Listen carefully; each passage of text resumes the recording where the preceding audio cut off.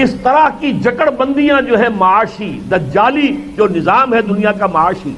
جو حضور نے فرمایا تھا کہ جو دجال کو مانے گا اسی کو کھانے کو ملے گا، جو اسے خدا مانے گا اسی کو وہ دے گا رزق، باقی کو نہیں دے گا،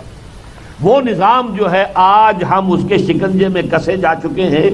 اور ہماری اصل معیشت کا دیوالا نکل چکا ہے۔ یہ تو اصل میں سپورٹس جو ہوتی ہے، جیسے کوئی مریض پڑا ہوا اسپتال میں، ورچولی تو ڈیتھ اس کی ہو چکی ہے، لیکن دل پر بھی کوئی آلہ لگا رکھا ہے جس سے کرنٹ جا رہا ہے، دل صاحب دھڑک رہے ہیں، یا یہ کہ کوئی ناک کے اندر نلکی جا رہی ہے، اس کے ذریعے سے آکسیجن جا رہی ہے،